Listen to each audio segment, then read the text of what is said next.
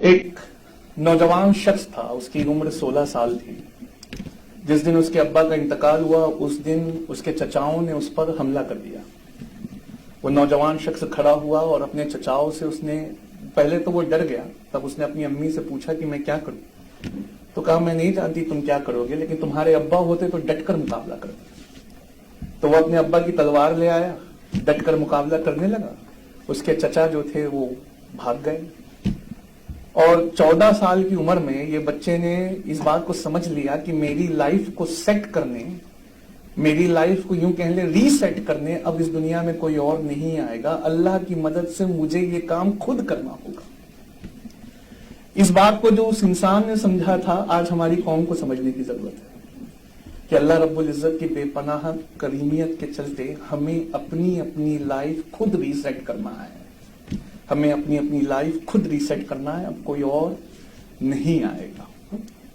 وہ شخص اٹھا، اس نے جا کر اپنے دشمنوں پہ حملہ کیا اور سمرقند پہ قبضہ کر لیا. جب اس نے سمرقند پہ قبضہ کیا تو اس کے دشمن بخارا بھاگ گئے. وہ وہاں سے اٹھا اور بخارا گیا، اپنے دشمنوں سے ڈٹ کر مقابلہ کیا. اس کی عمر 15.5 سال تھی اور وہ 3 جنگ لڑ چکا تھا. جب وہ سمرقند پہنچا اس نے وہاں اپنے دشمنوں کو ہرایا. لیکن سمرقند میں وہ ایسا بیمار پڑا کہ لوگوں نے اس کے ٹھیک ہونے کی امید چھوڑ دی. لوگوں نے کہا کہ یہ اب نہیں ٹھیک ہوگا. تو سمرقند اور بخارا دونوں جگہ اس کے رشتہ داروں نے قبضہ کر لیا. اب وہ کہیں کا سلطان نہیں تھا، پر وہ صحرا نشینی کرنے لگا. وہ کہیں کا سلطان نہیں رہا، لیکن اس نے پھر ہمت جٹائی، پھر ہمت اکٹھا کی. ہمت اکٹھا کر کے پھر بخارا جیتا. جیسے بخارا جیتا پھر سمرقند کی طرف بڑھا. جب وہ سمرقند پہنچا تو پھر ہار گیا. جیسے ہی ہار گیا بخارا بھی ہاتھ سے چلا گیا. اس طرح وہ سمرقند اور بخارا جیتنے کی بے جوڑ کوشش لگ بھگ اس نے 11 بار کی. جب وہ کامیاب نہ ہو سکا تو کابل آ گیا اور کابل میں اس نے ایک چھوٹا سا راج قائم کیا. جب اس نے چھوٹا سا راج قائم کیا تو بہت سارے لوگوں نے یہاں سے لیٹر لکھا کہ تمہیں ہندوستان آنا چاہیے اور ہندوستان پہ قبضہ کرنا چاہیے اور ہندوستان پہ ایک بہترین حکومت کو اسٹیبلش کرنا چاہیے. جب وہ انڈیا پہنچا تو اس وقت جس لوگوں نے انہیں بلایا تھا اس میں سے ایک نے ہی اس پہ حملہ کر دیا. جب وہ حملے کا جواب دینے وہاں پہنچا تو دیکھتا ہے کہ 1,20,000 کی فوج وہ لے کر آیا ہے اور سامنے جو اس کا دشمن تھا اس کے پاس 3,60,000 کی فوج تھی. وہ گھبرا گیا. جب گھبرا گیا تو اس کے لوگ اس کو چھوڑ کر جانے لگے. جب چھوڑ کر جانے لگے تو وہ کھڑا ہوا اور کھڑے ہو کے اس نے دنیا کا سب سے چھوٹا خطبہ دیا.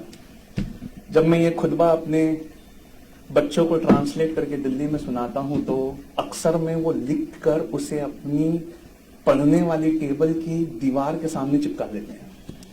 میں ان سے پوچھتا ہوں کہ ایسا وہ کیوں کرتے، خاص کر میرے برہمن اسٹوڈنٹ وہ اس کو چپکا دیتے ہیں. تو میں ان سے کہتا ہوں کہ ایسا کیوں کرتے؟ تو کہتے ہیں کہ سر جب بھی تھکان محسوس ہوتی ہے، جب بھی پڑھنے کا من نہیں کرتا تو اس باقی نوجوان کی اس چھوٹے سے خطبے سے ہمیں دوبارہ زندگی مل جاتی ہے. اس باقی نوجوان کا نام ظہیر الدین محمد بابر تھا جو ہمارے انڈیا میں مغل ریاست کا فاؤنڈر تھا. انہوں نے ایک چھوٹا سا خطبہ دیا جو UPSC کے لیے میں بچوں سے کہتا ہوں پہلا خطبہ تھا دنیا کے سب سے بہترین ایگزام کے لیے. انہوں نے کھڑے ہو کر کہا کہ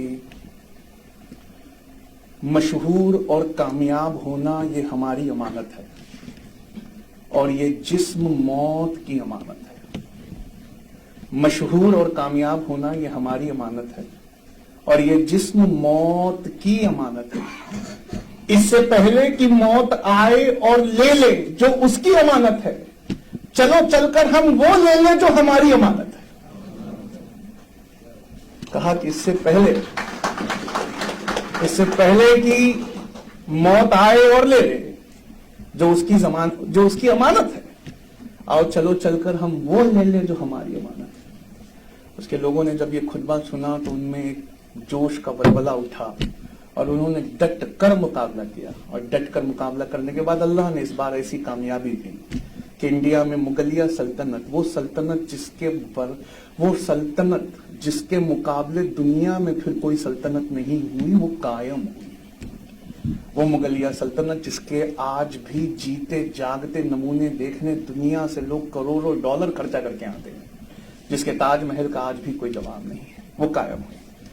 بابر نے اپنی کتاب میں لکھا، یو پی ایس سی کا دوسرا نیم کیسے اس ایگزام کو نکالا جائے، اس نے لکھا کہ اگر ہمیں اس جنگ میں فتح نہیں ملی تو کوئی بات نہیں، اگلی جنگ میں ملے گی، اگر اس جنگ میں فتح نہیں ملی تو کوئی بات نہیں، اس کی اگلی جنگ میں ملے گی، اور اگر اس میں بھی نہیں ملی تو مجھے غم نہیں کہ میرا رب صرف اس بات سے راضی ہے کہ ہر بار شکست کھانے کے بعد میں دوبارہ اپنے پیروں پہ کھڑا ہو جاتا ہوں۔ یہ ایٹیٹیوڈ ہماری قوم سے لگ بھگ چلا گیا ہے۔ ہم شکست کھانے سے پہلے لگ بھگ شکست کھائے ہوئے محسوس کرتے ہیں۔ جتنی بار ہمیں اکھاڑا جائے اتنی بار ہمیں دوبارہ اپنے پیروں پہ کھڑے ہونا ہے۔